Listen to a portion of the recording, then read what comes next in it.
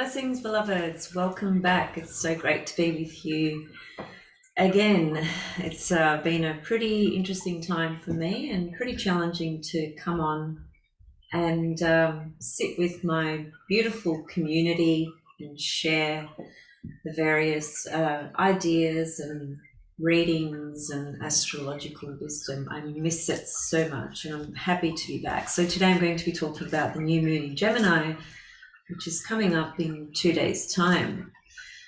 So, where to begin? Okay, well, I guess first of all,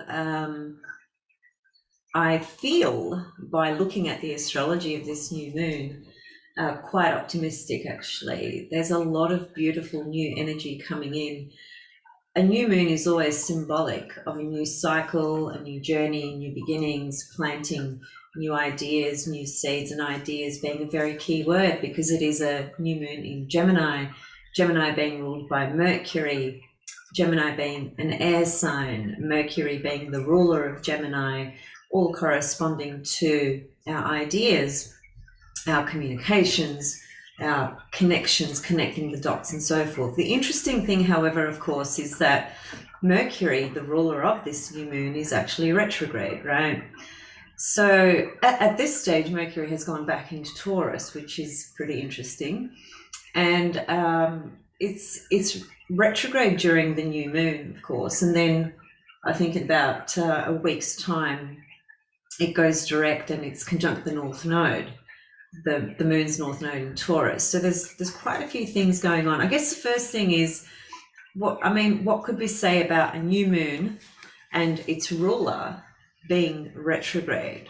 There's something, I feel that says something very specific about, whilst it is a new cycle and it does connect to new beginnings, there is also something connecting to a revision for us as well, a rethinking, right? And it's a double signature here because retrograde itself, the process of retrograde on a psychological, archetypal, astrological level means to go within, to turn within and to reflect, to dissect, to rethink. And it's also a time where we actually do make decisions. So a lot of this new moon energy in Gemini, whilst it is a brand new cycle for us, and it's a beautiful new moon, it's got great aspects to it, there is something carrying through in this lunar cycle where we will be making some decisions, I think, relative to this path moving forward in relation to this new moon in Gemini. What I might do though is just bring up the chart so that we can just sort of start looking at the visuals in order to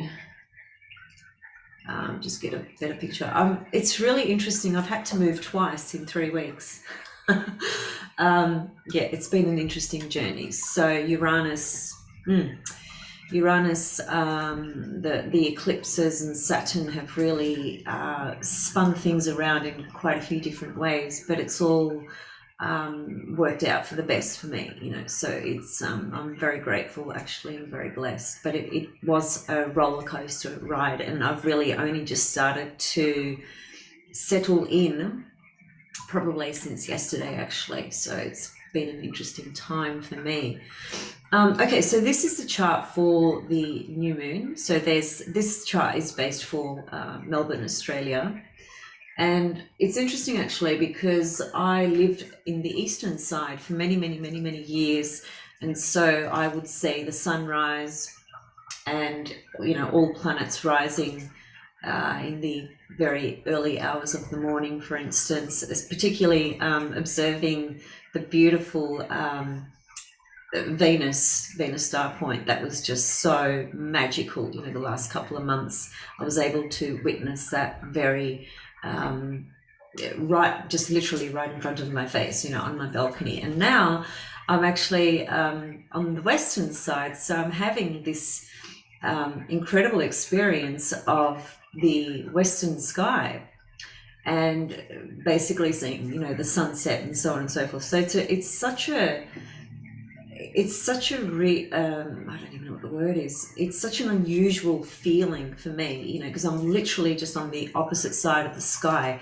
So it's been a massive adjustment on so many different levels. I can't even begin to describe.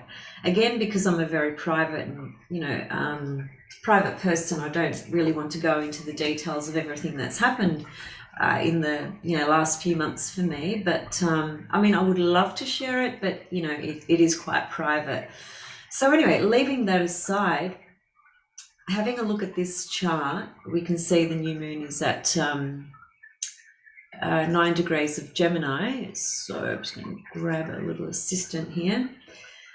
So there's the new moon, okay, and the ruler, of course, is Mercury, which, as you can see, it's gone back into Taurus and retrograde, of course, and it's going to keep going back, and it's going to get relatively close to the North Node, but not exactly.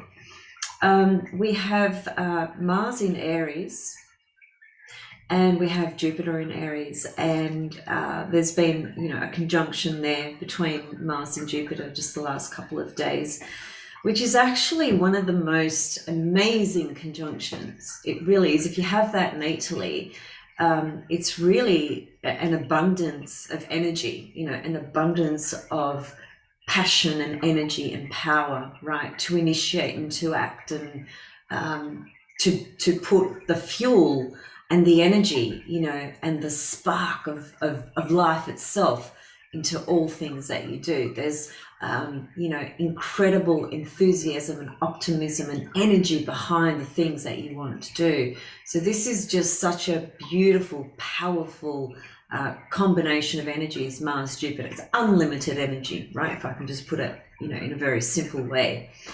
And of course, Mars in Aries is its rulership position. So it has, you know, tremendous dignity, you know, Mars in Aries.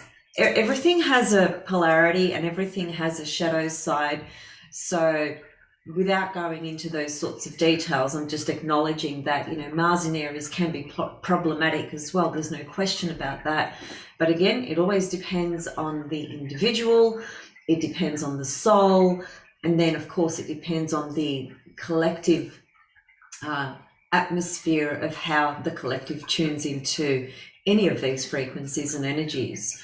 By the way, as a side note, the shooting that took place in Texas, which is, you know, without a doubt, an extremely tragic event, right? There's no question about that. And my heart goes out to all those families affected. And it's just, there's no words really. It's so incredibly sad. But what I want to say is that from an astrological perspective, and I know I'm sidetracking, but I'll be very quick. The young man who did the shooting is a Taurus, okay? And the first thing I want to say about that is that I've seen Taurus come up over and over and over and over again when you're talking about mass murders and shootings, right? It's very, very common. Martin Bryant, Timothy McVeigh, Hitler. There's quite a few people. If you go back historically, you'll see that they're all Taurians actually. And without going into the complexities of what that suggests, I'll say one thing. Taurus sits opposite Scorpio, okay? And so there's the shadow, right? So it's very, very common. Furthermore, regarding this particular individual, these eclipses that are occurring in Scorpio and Taurus are basically right on his sun, okay? So there was the activation and the timing and things like that. I've always said that solar eclipses are the more critical, cataclysmic types of eclipses that bring things out on that external level and manifest, you know, physically and externally, and not always necessarily in positive ways, you know, for lack of a better word. Anyway, I just wanted to mention that as a side note. So going back to this new moon, so, you know, we just had the lunar eclipse in Scorpio. Eclipses are, you know, powerful portals for activation, both inwardly and externally. And depending on who we are and what's going on in our life will depend on how these eclipses impact us, affect us, trigger or activate. But a lunar eclipse in Scorpio is extremely intense. I mean, a full moon in Scorpio is extremely intense by its very nature. And, add to that it was a lunar eclipse, that obviously magnified everything quite heavily.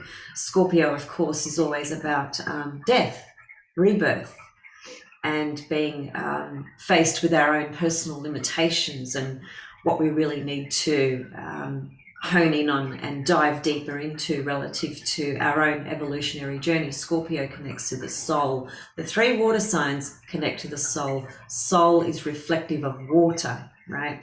So we've had really really intense energies with the last couple of cycles of the lunar cycle, soul lunar cycle, sun moon, new moon, full moon, etc. So this new moon here is a very it's a refreshing change, actually. And change is a good word because Mercury as well, but Gemini, being an air sign, and being a mutable sign and being the first of the 3 air signs, changeability and fluidity and not being fixed on things is the way to work with this energy, right? I think that one of perhaps the shadow sort of sides of Gemini that we all can get caught up in is this idea of, because Gemini corresponds to our own personal opinions. It's my opinion, right? It's my personal opinion. It doesn't mean it's right, but it is my personal opinion or your personal opinion. That's what Gemini corresponds to. And we have to have those, right? We have to have our own opinion. But I guess the area of what could potentially be challenging or could invite conflict or anything like that is that that notion of splitting things up and needing to make something right, so something wrong in order for you to be right. And so that's the trickiest area with Gemini particularly. It gets caught up in the world of right, wrong, black, white. And if we want to go deeper with Gemini, then all we need to do is go to esoteric astrology. In esoteric astrology, Venus is the ruler of Gemini, and Venus is the goddess of love. So without going into the complexities of esoteric astrology, just know that Venus corresponds to ray number 5, which is about concrete science and knowledge, okay? So in short, what that is saying is that Venus is the harmonizing, because she is an archetype that corresponds to harmony. She's the harmonizer that fuses through the Gemini archetype in order to fuse the intellect through harmony and the heart and love, so that the ideas of God or goddess can come through and then be spoken through the word Logos, Gemini, Mercury, as opposed to getting caught up in the perhaps shadow ego side of Gemini, which is my idea is right, your idea is wrong, I know more than you, therefore you're not as smart as me, etc., etc., etc., right? So the tuning into the Venus vibration as being the ruler of Gemini in esoteric astrology is a way to work with this Gemini energy in a much more harmonious manner. And that means understanding that everybody has different opinions on things, and it doesn't matter if somebody has a different opinion to you, okay? But more importantly, what are your opinions about your own self? Where do you stand with your own thinking? And Mercury being retrograde is a really important component to this, because the retrograde process of Mercury is indicative of going within and reflecting on everything that's been absorbed and accumulated. And that could be, as far back as this entire year, or you can go back your whole life if you like. Really, it just depends how you want to look at it, how you might want to break it down. But whatever the case, when Mercury is going retrograde, you are going within to actually assess and reflect on what you've accumulated, what you've absorbed, and what you are wanting to retain in order for your growth, and recognizing what doesn't belong to you in your mental sphere, right? And discarding, okay, and abandoning the systems of thought that don't belong to you, as it were, from the point of view of what you are trying to do in your life. And that includes particularly external systems that are just based on Saturn type structures and systems, that is not your own thinking, but is what appears around you based on this Saturnian consensus reality. So it's trying to take the best out of that in order to integrate it so that you are informed to make your own opinion and your own decisions. This is a very important feature of this new moon as well, because it is in Gemini, and it has very much to do with your own personal opinions on things, your ideas, and what decisions you will make as well moving forward. But it's a beautiful, fresh energy, because this Mars Jupiter over here in Aries is actually forming a sextile to this new moon. That is a beautiful, beautiful, powerful energy. Sextiles produce opportunity. That's literally what they produce. Okay, so we're talking about a new lunar cycle of our own perceptions, ideas, knowledge, understanding, the things that we think about, the things that we think about, even from, I would say, not only just from the left linear mind, which is Gemini, Mercury, left linear mind, right brain being the intuitive faculty, right? And of course, Sagittarius sits opposite Gemini, so there's always a polarity, okay?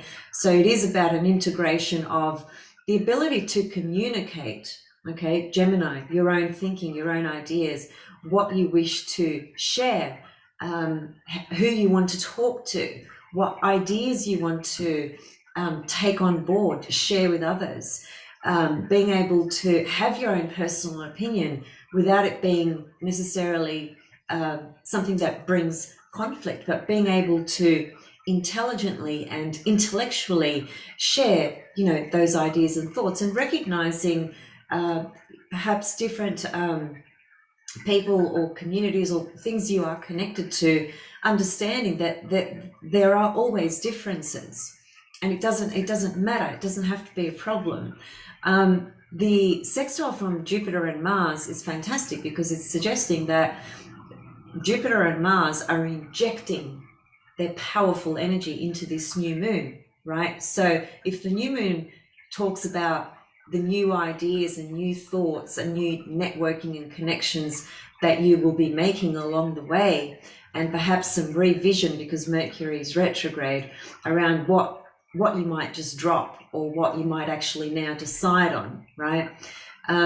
Mars and Jupiter are going to inject their frequency into the action that's required around that. So typically, the way we do things in life, we'll think about something. I mean, it goes much deeper than that because there's the unconscious component, okay, and the unconscious component within us, which is about, which dictates about 80% of our action and our behavior. We don't know that, but that's actually what happens. So we have that. That's really complex. I just want to leave that alone, actually, and just focus on when you have a thought, when you have an idea, when you're thinking about doing something, it's the thought process first, okay, that comes in. The idea comes into your head and you think, okay, I'd really love to go there.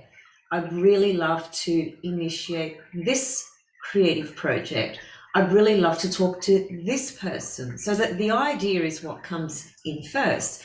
And then it's the action, okay, that comes after that. And action is Mars.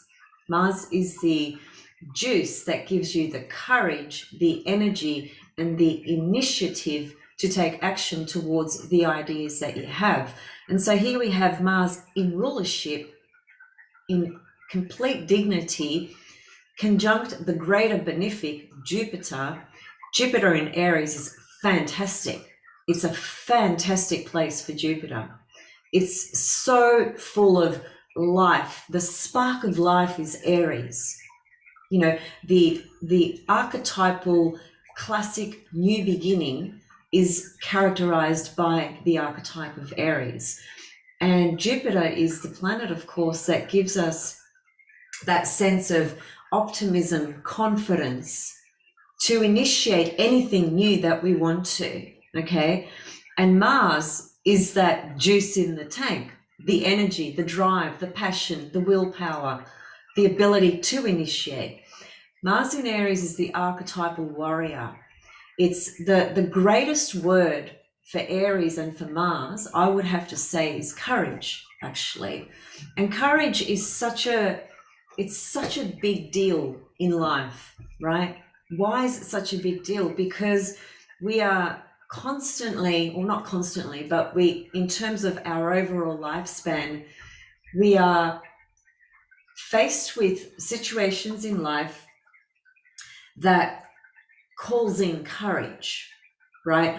There's so many things in life that we do, that we participate in or engage in or are confronted by, that calls for courage to radiate through our beingness, to radiate through our body. You know, life requires courage, period. So having the planet that corresponds to courage in the sign that corresponds to courage, you know, is a pretty positive takeaway out of this new moon, you know, relative to Mars being forming a sextile to the new moon. Sextile is opportunity. It's energies that flow together, right? Jupiter is there as well. So there's so much freshness. I love the word freshness relative to these energies. New ideas. Mercury being the ruler of the new moon in Gemini. These are all the baby signs of the zodiac, actually. Gemini, Taurus, Aries, you know, and Cancer as well. They're like they're the component within our own psyche where we are discovering who we are, as it were, right? Aries is the spark of life. Taurus is the sensation of, I have a physical body, I have senses, I love the smell of this, I don't like the smell of that, I'm hungry, I want to eat, although that's the moon. But Taurus is the taste and flavors and so forth. It's the ability to know that you have a physical body, right? You are not the physical body, you have one, you live in one, meaning the soul lives in one. And Gemini, of course, is, oh, I've got a mind, I've got an idea, I've got things that I want to learn about, I've got things that I want to share and discuss, you know, so on and so forth. The one beautiful thing, there's many beautiful things, but one beautiful and powerful characteristic of the early signs of the zodiac is the immense creative power and energy behind them, because they are so focused in just being that energy, as opposed to the more the rest of the half of the zodiac. So I would go from about Scorpio, perhaps even Libra, right through to Pisces. You know, that area of the chart, all those archetypes, those signs in the zodiac, have more of an awareness of social structure and the collective and communities and so on and so forth. And so, you know, every archetype has its purpose, right? So when you're talking about early signs of the zodiac, there's tremendous power for focused energy, creative energy, initiation, spark of life. You know, Aries is the spark of life. So there's beautiful, beautiful, beautiful energies being emphasized here through this new moon, and these are energies that we can really take advantage of. Advantage from the point of view of where are you at in your life right now that Mars in Aries might really assist you in having the courage that you need, right? Depending on what's going on in your life. Mars is in Aries especially is the ultimate warrior. If you think about Achilles, who is my father, who's my heart and soul, and his presence is with me infinitely. Anyway, he was the classic archetypal Achilles warrior. You know, we don't get these names accidentally, whatever we are named. There's something very powerful behind the name that is given to us, regardless of who gave it. There's something very powerful about that. And my father, indeed, was the classic archetypal Achilles warrior. So when I think about the classic archetypal warrior, I always think of Achilles, not just because it's my father, but because it literally is the most powerful expression of that archetypal warrior, the fearless warrior. And yes, we know Achilles had a vulnerability about him with the Achilles heel and so forth. I think the Achilles heel can be a great strength, but we have to work through the shadow side of that Achilles heel and how we can and might be wounded, right? That's a whole other story. I might go into that another time. But nevertheless, Mars in Aries warrants the connection and the thinking and the reflecting of a powerful warrior like Achilles, who's the archetypal warrior of Mars in Aries. So, of course, that can again, like I said at the very beginning, these archetypes all have a shadow side, so things can go wrong depending on whose hands, so to speak, the energy emanates through, right? I mean, Mars in Aries can be so many different things. It can be some of the world's fastest car drivers, you know, champion car drivers, for instance. They typically would have Mars in Aries. There's, you know, a lot of different things we could say, a lot of different descriptions and so on and so forth. But at the end of the day, regardless of the external activity that might be described by Mars in Aries, the biggest and most important energy about this archetype is the true archetypal spirit warrior of courage, right? To face adversity, to face the challenges, to face whatever is before you with the power and the strength that is needed in that path and in that journey. I really can't emphasize enough just how much Mars in Aries presents us with this magnificent portal of courage. And I know many people through my life, many people that I've spoken to, so many situations that people have been in where courage was lacking. And the one thing that people wished for was the courage to pursue this, or the courage to confront this, or the courage to, you know, take a risk. Aries is about taking risks, not calculated risks. It's that impulse, you know, that the spark of life is Aries, that impulse to just move, to be, to act, you know, all those things. So it's literally the spark of life, that fire flame. Okay, so you know you can't have a more beautiful correspondence to this new moon, having, you know, Jupiter and Mars in Aries forming a sextile. It's so uplifting, so encouraging, so inspiring, and just opening the portal for you to step into the courage that you want, you need. You may already be an extremely courageous person, and so that's may not be neither here nor there to you, but there's a lot of people that don't easily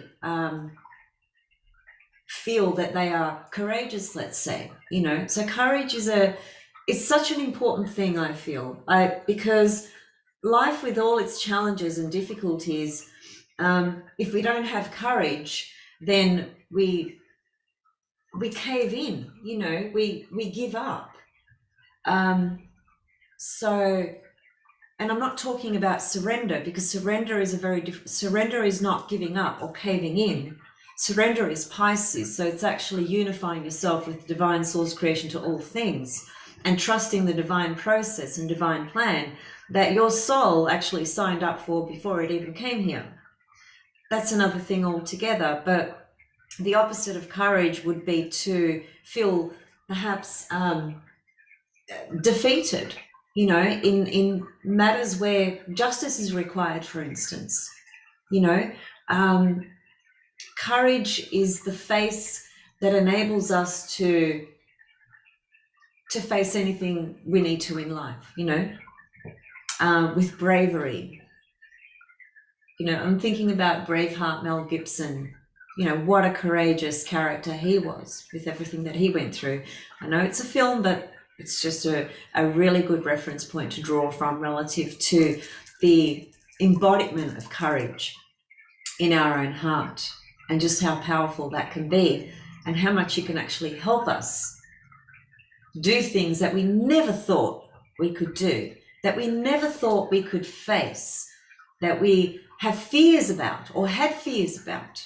Well, this is the time to tune into the portal of courage, okay, and just allow that spark of fire to just be born out of you. Aries is births, new beginnings, right? I'm going to come back and actually talk about Jupiter in Aries, as I said I would. I should be able to do that relatively soon. But it is a really outstanding feature here in this new moon chart. What else did I want to say? Oh yeah, that's what I wanted to say. So this degree, 9 degrees of Gemini, is quite interesting actually, because Mars actually will go retrograde. I think it's in October. Let me see. Sometime in October, okay? And it happens to go direct in January, very close to this degree here. It's all 8-something degrees of Gemini. So this new moon cycle is sitting at a really important degree from the point of view of where Mars is going to take us to once come October when it goes retrograde, come January when it's stationary direct, at virtually the same degree. So there's a connection here with Mars, and it's a powerful connection simply because Mars is in rulership, dignity, forming a sextile, meaning opportunities. There's opportunities in your path moving ahead. But what's the key? The key is the courage, right? To initiate and to take risks. Now, I'm not saying go out there and be totally reckless and crazy. You can if you want to, but that's not what I'm suggesting. I'm just saying that if you can have the courage to step into perhaps the unknown, this is where, Mars in Aries would pay off, because it gives you that, the Zaza Zoom, it gives you that, that's not even a word, is it? But it just gives you that, that spark, right? To do what you wouldn't normally dare to do, right? Because of what? Because of conditioning, because of security, because of the fear of the unknown. This is the glory and power of Mars in Aries, the absolute courageous warrior to take steps and take actions towards what you would never imagine you would do. And so inject that into a new moon, which is the ideas, the things that you're going to think about, the dots that you're going to connect, right?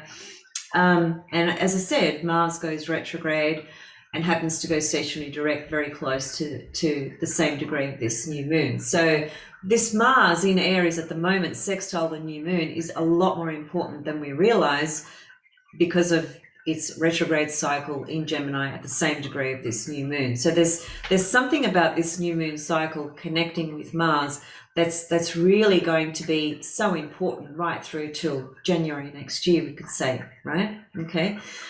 So just that's something that should actually form a greater sense of encouragement when you hear that, because it's a sextile aspect to the new moon. It's Mars. It's in Aries in rulership, and it's suggesting that there's something really, really important taking place here with this new moon. So when the new moon arrives, which is in a couple of days' time, you just remember that's when you plant the seeds, as it were. Okay, that's when you might initiate something then and make a quick decision on something as well. Mars in Aries is super, super quick. There's no time for waiting, right? I suppose some shadow qualities of Mars in Aries is too impulsive, too impatient, too pushy. And that can have its downside, of course, but at the same time, that sometimes might be the very thing that you need to get you over that hurdle, to get you over that obstacle. It's that impulse, to charge into something that you otherwise wouldn't, with some wisdom, of course. If you charge into a bull, right, with those big horns, I think it's a Mexican tradition or something, isn't it? I apologize if it's not a Mexican. I just can't quite recall which country does it. I think it's somewhere around there.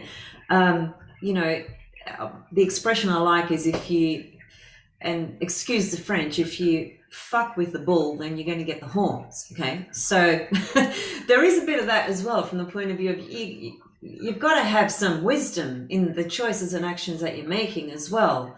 Stepping into the unknown is not about not thinking at all about what you are doing.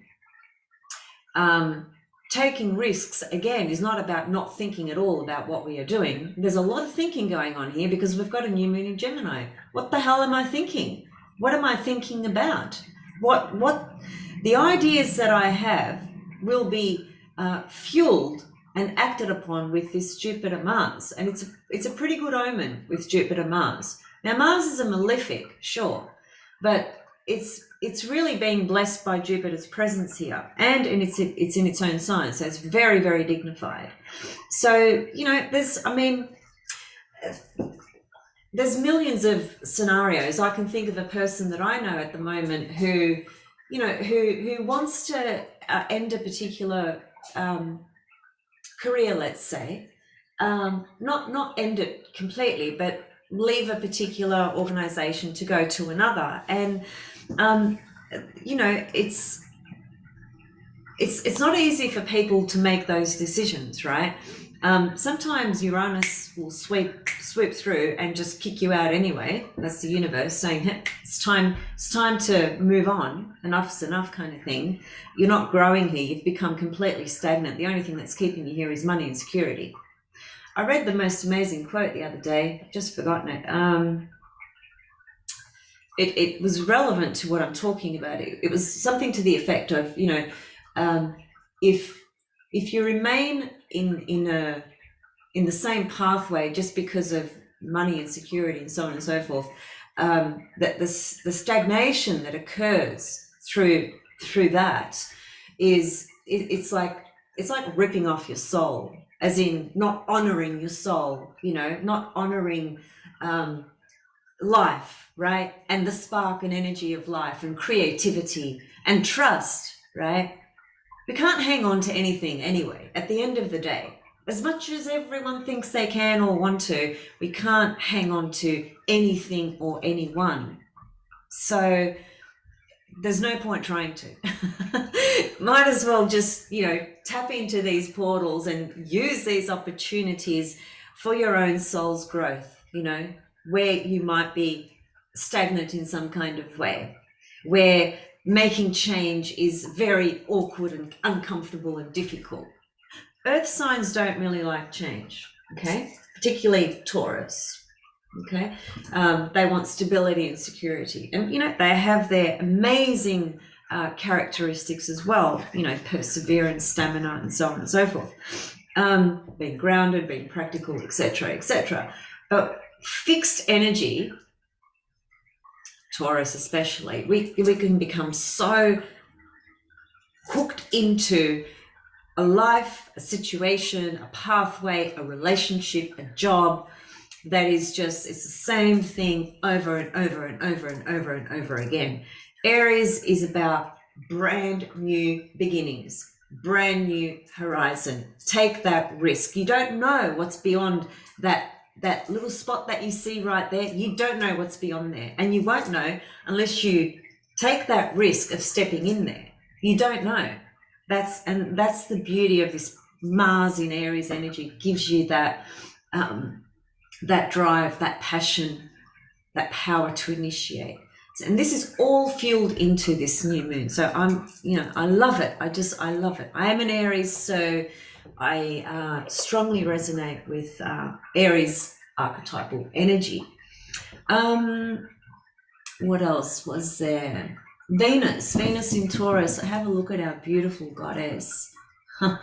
She's in her own domain, her own sign. She rules Taurus. She also rules Libra. So we've got quite a few energies here, really dignified. When Mercury gets back into Gemini, he's back into his own sign. So perhaps this part of this retrograde cycle here, because it's gone back into Taurus, it is taking us through some matters that have to do with money, values, the classic Taurus aspects, if you like. So perhaps there's going to be some deciding, rethinking, resorting through matters to do with finances, okay, because Mercury's gone back into Taurus. So there's a rethinking, reflecting around all those sorts of things. So that's on the external level, of course. Venus in Taurus, I really would love to come back and talk about her journey through Taurus. I missed talking about her journey through Aries, which was the absolute beautiful fire goddess. But, in terms of dignity and ability, Venus in Aries is in her detriment. It's not the greatest place for her, but relative to the goddess of courage, right? It's an amazing energy. It's so, there's so much life when you're talking about Aries, because it is the spark of life. So and this applies to all fire signs actually. The fire signs are the archetypes that correspond to energy and life, right? So when you are around people who are fire signs, for instance, you are fed by their enthusiasm, by their energy, by their courage, by their excitement for life, their enthusiasm and confidence. These are all words that correspond to fire. And there's a lot to be gained through that energy, especially if you are, more introverted or more shy or lack courage for whatever reason. Well, fire energy is a perfect opportunity to help you integrate into that yourself in some kind of way. We can't change who we are necessarily from the point of view of what we chose to be born into and evolve through relative to the imprints in our charts. That will always be there. But we do also have portals that continuously come in and give us opportunities to grow through every archetype, actually. So, Mars in Aries, it's extremely powerful. Okay, so that's right. I was talking about Venus in Taurus. I think I want to try come back and talk about that. She's very happy there. She's very, very happy. I can feel her energy in Taurus already. It's like a sense of feeling like I can just enjoy my environment, my new home, for instance, just the simple kind of things, just relaxing a little bit as well, resting, because I've been through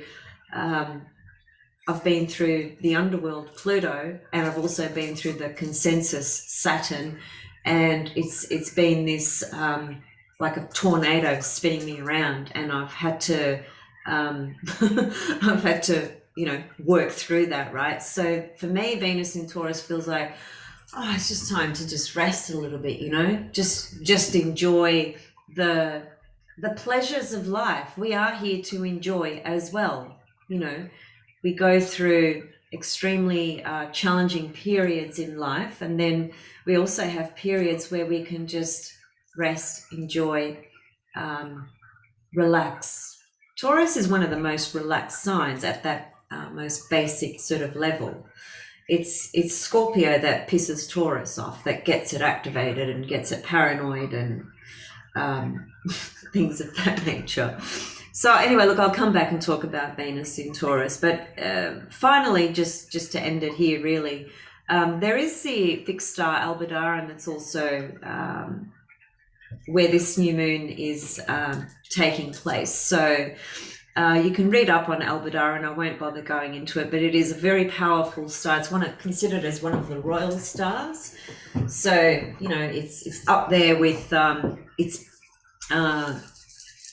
there are stars that are considered royal stars, for instance. There are stars that have much more what's the word? Are considered to be more powerful, let's say, much more popular, much more known about, etc. Aldebaran does have a shadow side, of course. Everything does. But Spiker, the fixed star Spiker, I haven't read anything negative about her, and she's been like my what holds me in grace in my life, because she's right on the midheaven in my chart. I'm very blessed to have her there. Anyway, that's another story. But think about Aldebaran and this new moon as well. I guess perhaps a couple of comments that I could read for you is here. So Aldebaran is a star of great power and can bestow great gifts, most notably a charismatic ability to communicate, and success as a result. It's so Gemini, right? Charisma, communication, it's so Gemini. But as usual with the old astrological tradition, there was a caution with the Aldebaran, a warning: the rise can be followed by a fall. That depends if your ambition outweighs your ethics. You could be in trouble. So I suppose the key takeaway there is, what kind of ethical base is there with let's say, the choices that you're wanting to make. It has to be integral. In other words, integral, which to me, integral speaks to being aligned, right? Being aligned with your higher self. When you are integrated, integral, those words are very similar. You are aligned. You're not just operating from the personality, ego, external level, right? You're able to make that deeper connection to your soul's mission, your soul's desires, to establish the connection of the inner and the outer, to go into those deeper landscapes of your inner world, your soul life, right? That's the whole deal with esoteric astrology. It's merging or aligning the personality and the soul, because typically they're in a lot of cases they are working with what we could say is opposed agendas. And the ultimate key as a person or a soul who's seeking to understand everything from those deeper layers is about being aligned with the highest will, the lower will and the highest will actually being integrated and aligned, as opposed to being polarized and disconnected and fragmented and so forth. So if you play fair, you should be fine. So he's basically saying, relative to that whole ethics comment that I just talked about from a few different levels, he's saying, if you're fair and you you've got some ethics there, you'll be fine. And so I'll leave that for you to think about. There is a lot of physicality with the bull stars. Aldebaran enhances physical and intellectual vigor, and also greatly increases the strength of will and determination. Well, that's a pretty interesting point, because will is Mars, and Mars is in Aries. And here we have a fixed star that it connects to strength, will, and determination.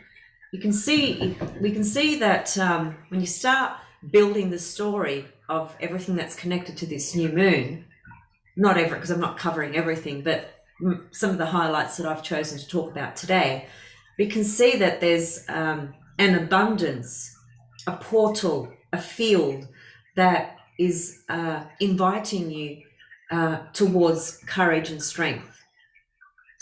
And also greatly increases the, sorry, where am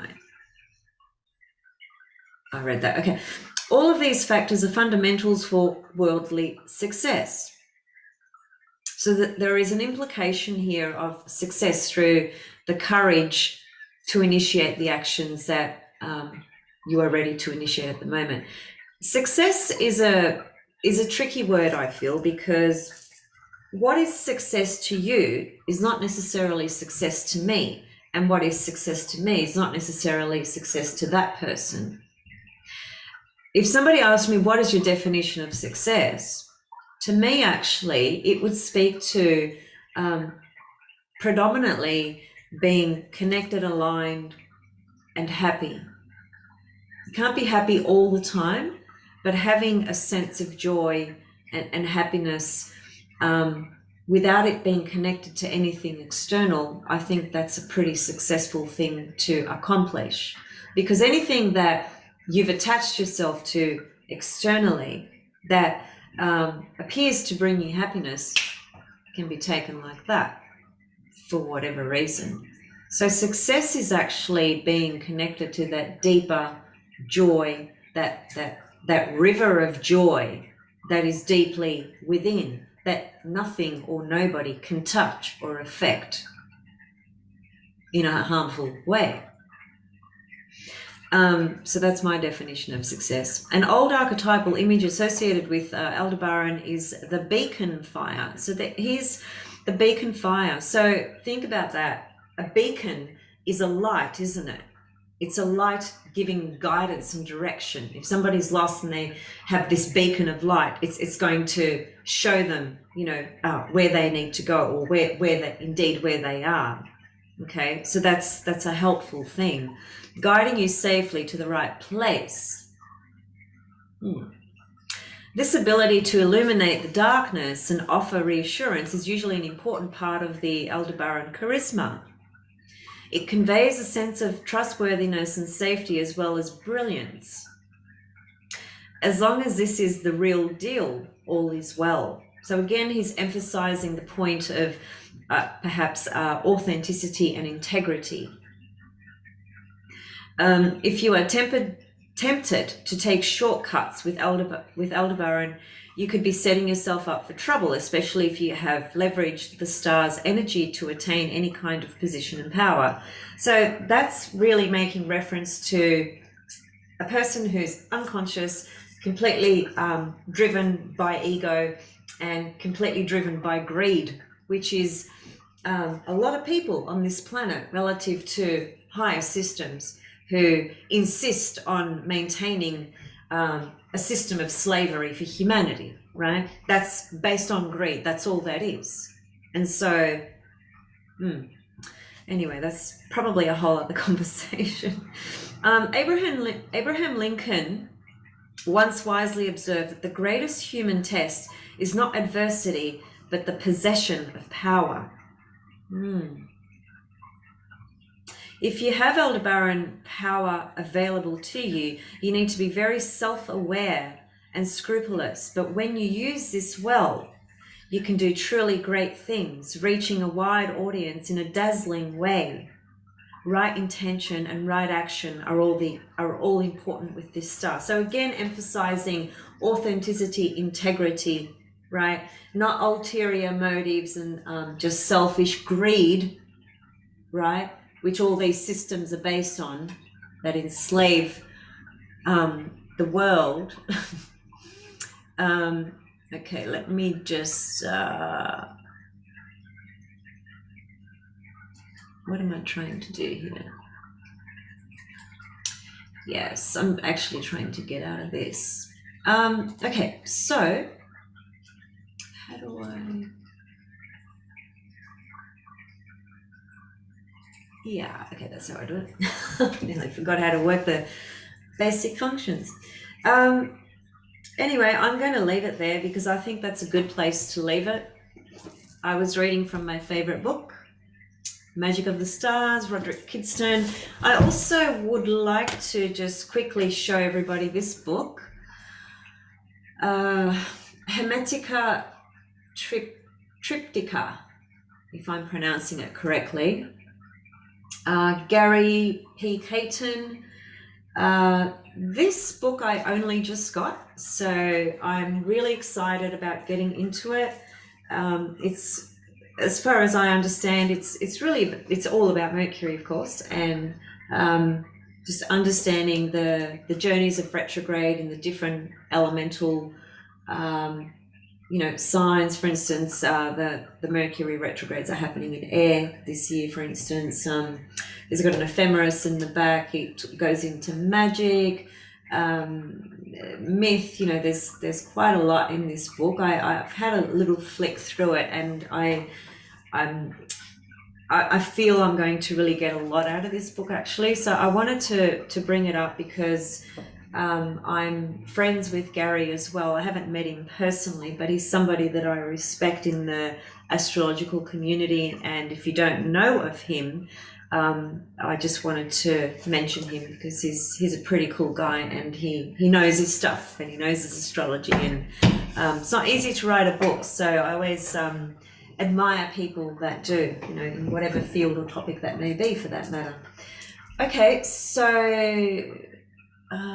was there anything else? No. Okay, I'm going to go and get that evening or afternoon sun setting in the western sky, and I'll see you guys very, very soon with some more Jupiter juice in Aries, Venus in Taurus, the sensual appetites and delights of the physicality of this 3D experience. Much love, much blessings. Happy new moon. Hope you can take away some inspiring points from this reading today, because there's a lot of positivity there, a lot of great things to take. See you soon. Thanks for watching.